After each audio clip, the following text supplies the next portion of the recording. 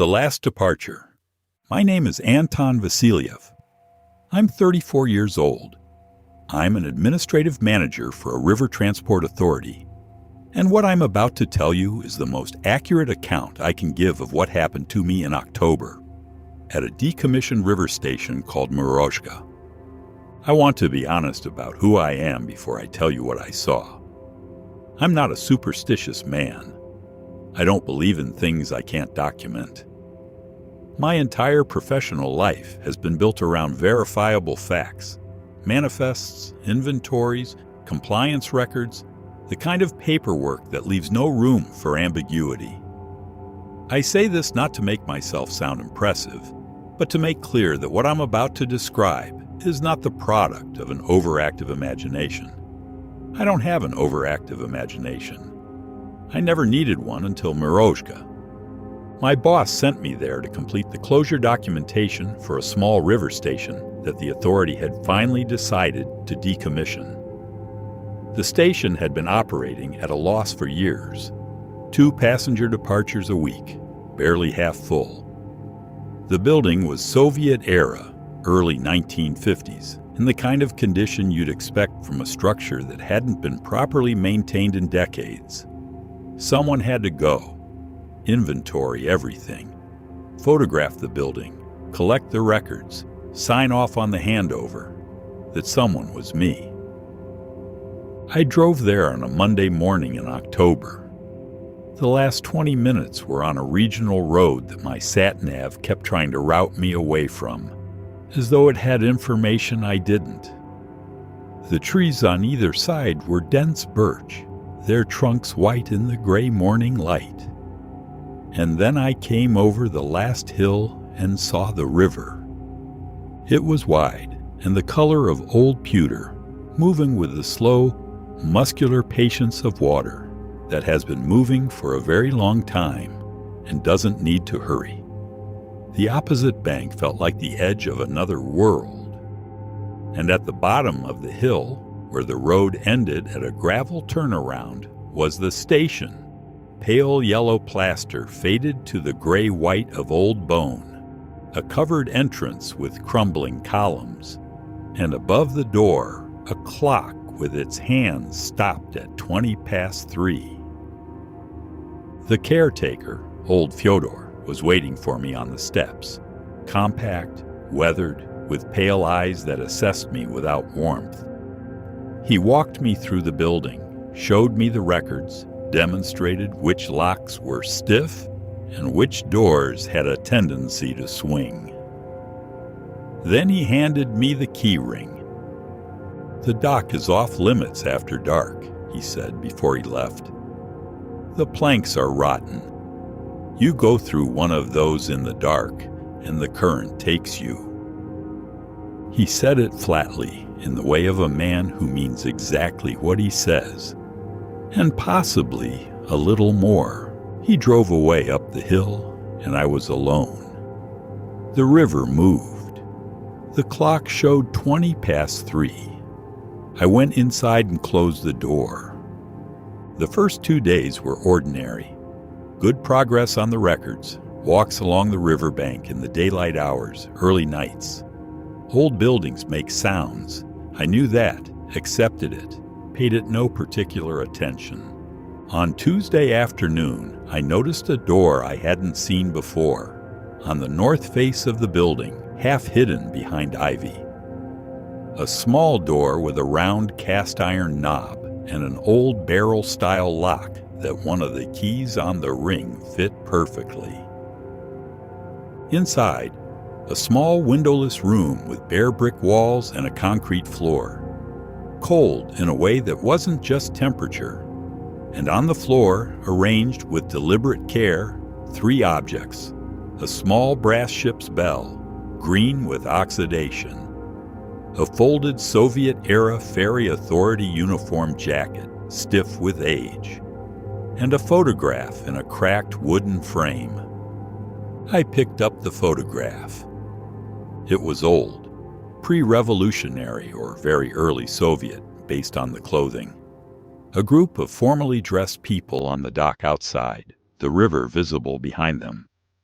2 rows, the front row seated, the back row standing. Ordinary faces, the self-conscious formality of people who understood that being photographed was significant. At the far right edge of the image stood a figure slightly apart from the group, very tall, wearing a riverman's uniform, long coat, peaked cap pulled low, looking slightly to the side, face obscured by angle and blur. I looked at the hands. The fingers were extraordinarily long, reaching nearly to the knee even with the arms at rest. And the sleeve of the coat ended too short, leaving a gap between the fabric and the start of the hand that shouldn't have existed in a properly fitted coat. As though the coat had been made for a large man, but was being worn by something with significantly longer limbs.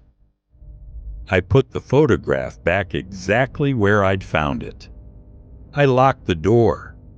For the next 2 days, I found reasons not to go near the north side of the building. Wednesday night was when it began. I woke in the dark to the sound of voices from the main hall. Not the building settling, not wind, not the river. The unmistakable cadence of human speech, low and unhurried. I got up and looked. The main hall was dark, except for moonlight through the tall windows, casting pale rectangles across the tile floor and the rows of wooden benches. And in the benches, people, 6 or 7 of them, seated in the first 2 rows, facing the departures board, with luggage at their feet. I stood in the doorway and stared. Their faces were wrong. Not grotesque, not monstrous. Wrong in the way a face seen from slightly too far away is wrong. All the component parts present, but not assembling correctly into a whole. Eyes too still. Expressions that had passed beyond anticipation into something more fundamental. The elderly woman nearest to me turned and said something. I heard it clearly. I still can't tell you what language it was. Not quite Russian. The sounds familiar, but assembled wrong.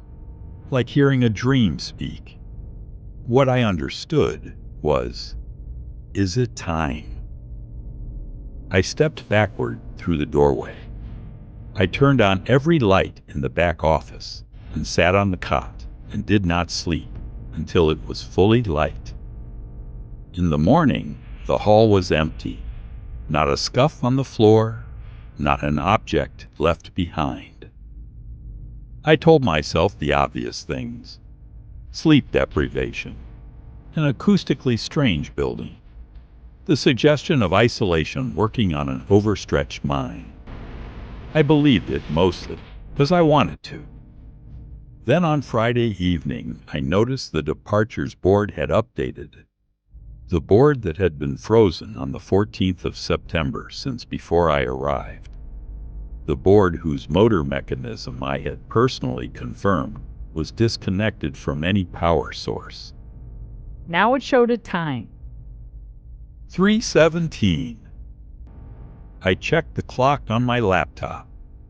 21:44. 5.5 hours. I didn't go to sleep that night. I sat in the corridor outside the hall with my sleeping bag around my shoulders and watched the sliver of darkness visible through the partially open door. At 3:09, the board made its sound. That mechanical chatter of tiles flipping, the sound of a working departures board updating. Brief, businesslike. At 3:11, the front door opened. The front door that I had locked and checked with my own hands. 2 hours before. I heard footsteps on the tile floor of the entrance. Multiple pairs, measured and unhurried. The sound of bags being set down. The creak of wooden benches. Then voices quiet. The ambient murmur of people settling in to wait. At 3:17, A bell rang.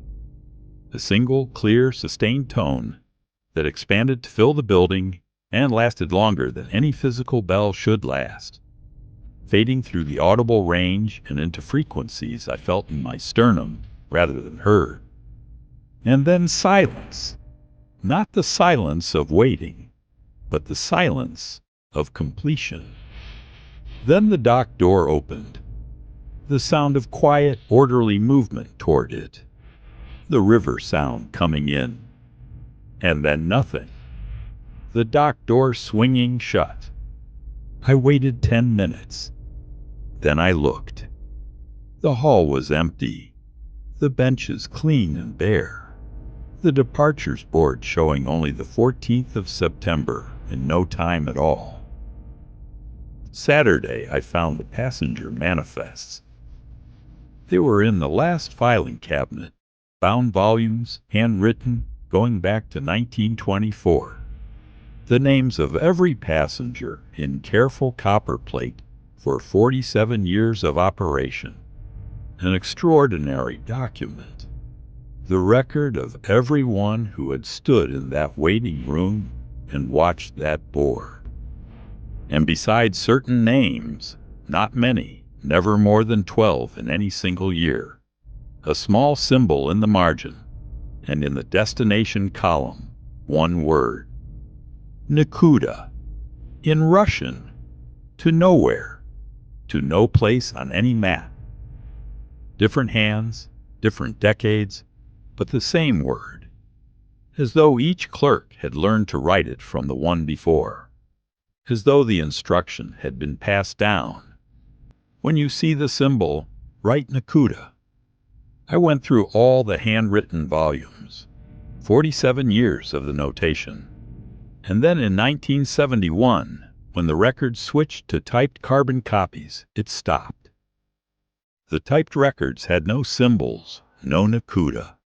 Just ordinary departures, ordinary destinations. Either the practice had ended, or the clerks who typed their records instead of writing them by hand had simply never been in the building at 3 a.m. when the bell rang. I called Fyodor on Sunday morning. He picked up after 12 rings. I found the photograph, I said, in the locked room. Silence. Then, you should have left it locked. There's a face in the photograph that looks like you, Fyodor. A long pause.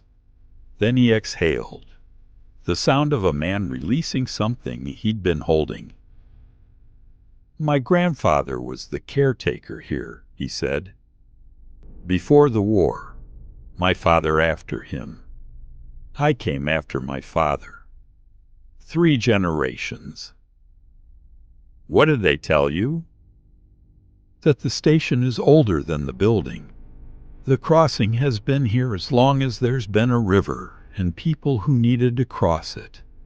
And that some passengers aren't like others. They don't carry tickets. They don't know exactly where they're going, only that they need to depart. The Nikuda listings.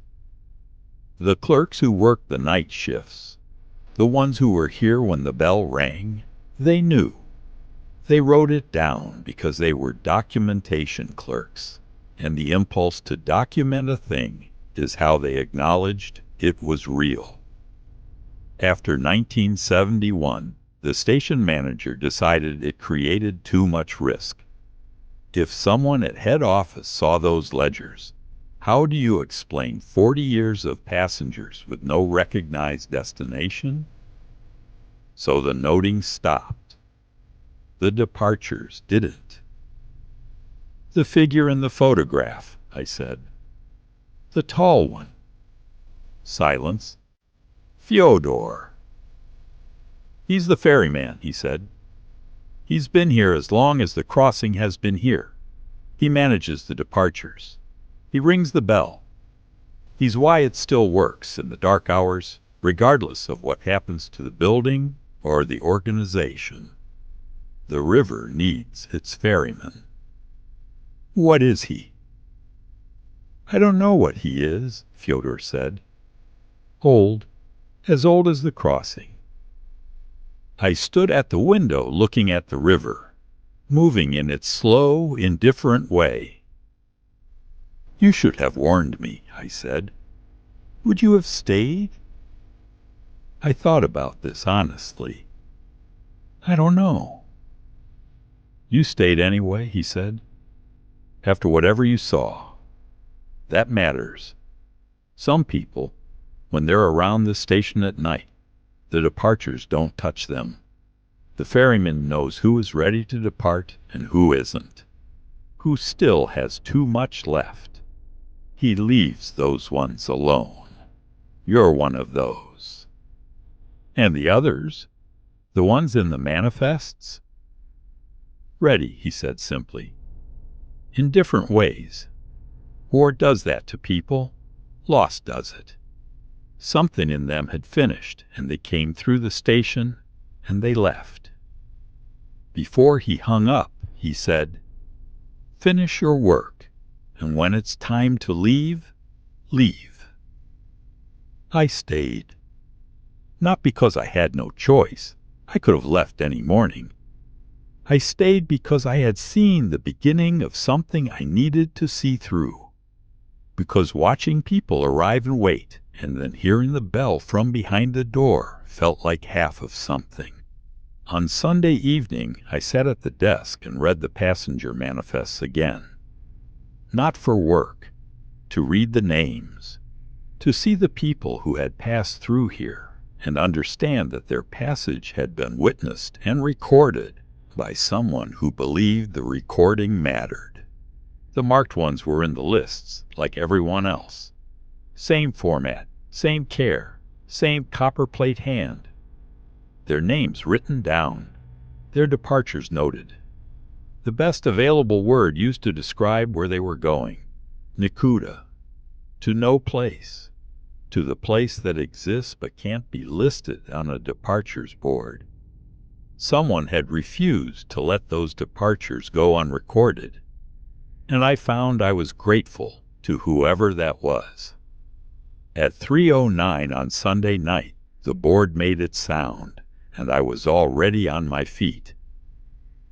I walked into the main hall. 9 or 10 of them in the first 3 rows. The moonlight was strong that night, the cloud thin, and I could see their faces clearly. They were ordinary faces, the faces of people who had lived lives and reached an end. An old man with a white beard sitting very straight, his hands folded on a small leather suitcase. A middle-aged woman in a good coat, looking at the departures board with the patience of someone who has spent a lifetime catching ferries. 2 men who had the quality of old friends, the quality of not needing to speak. And apart from the others, at the end of the last occupied bench, a young woman, barely more than a girl, sitting with her face in her hands, her shoulders quiet, past crying, in the flat exhausted space that comes after. She looked up. Her face was tired and young and sad, in the specific way of someone who has come to an end before they were ready. She looked at me the way you look at someone when you're past being surprised by anything. She said something, and I understood it as, "Are you here to see us off?" "I think so," I said. She held my gaze a moment. Then she nodded slowly. Not gratitude exactly, but something in that direction. Something quieter. And she put her face back in her hands. I sat down in the back row, and I watched. At 3:17, the bell rang. I was in the room with it this time, not behind a door. A single clear tone that expanded to fill the vaulted hall, that moved through the walls and the floor, that vibrated in my sternum and the backs of my hands. It lasted longer than it should have, and as it faded, through the audible range and below it, I felt what it was saying. It is time.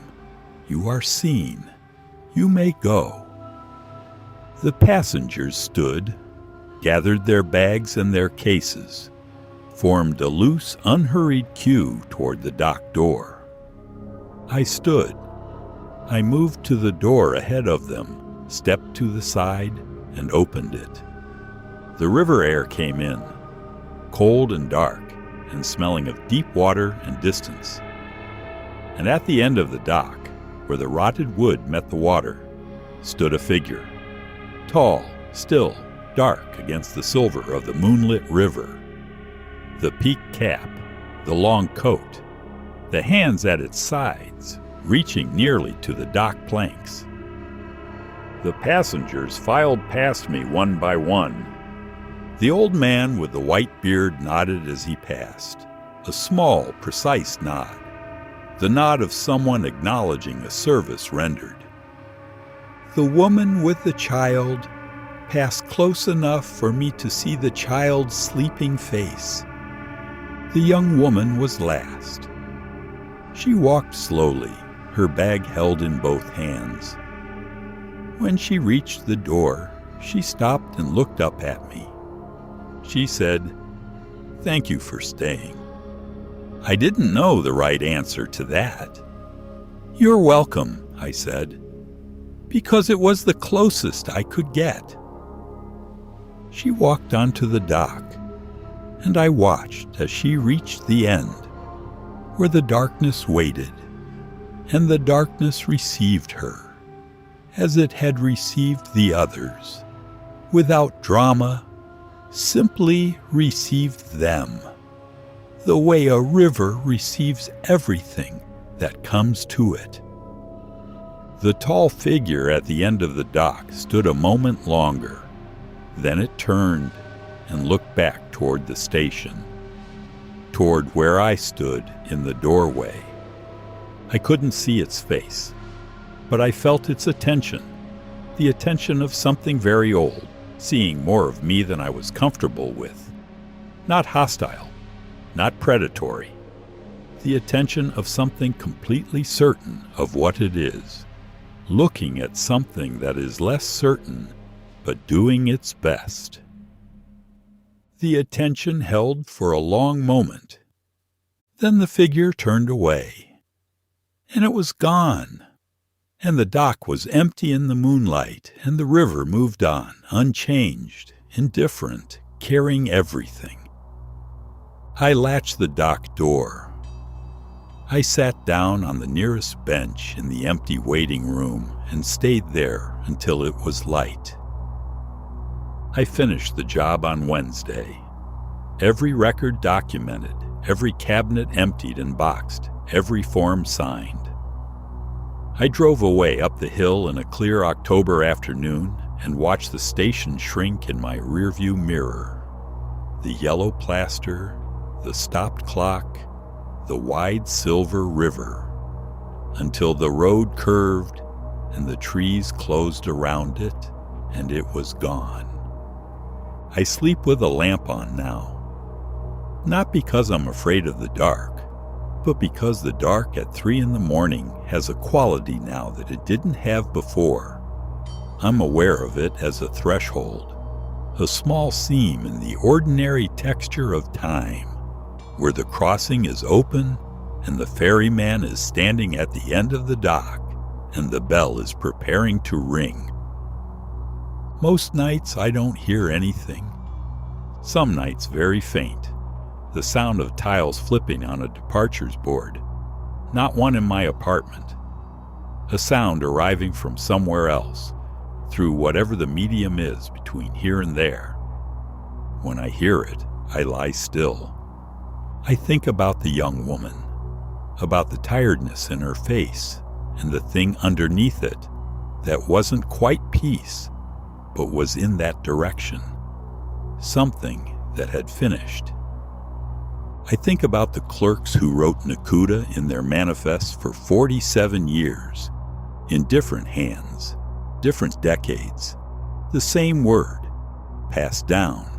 The best available word for the place that doesn't have an address. I write this down because they wrote it down. Because a young woman said thank you for staying. And what I think she meant, part of what she meant, was thank you for seeing us. Thank you for being present. Thank you for letting it matter. Nikuda, to nowhere, to the place the river has always been moving toward, with everything it carries. The clock above the entrance showed 3:20. The river moves. The bell rings once. Anton Vasiliev, written in November.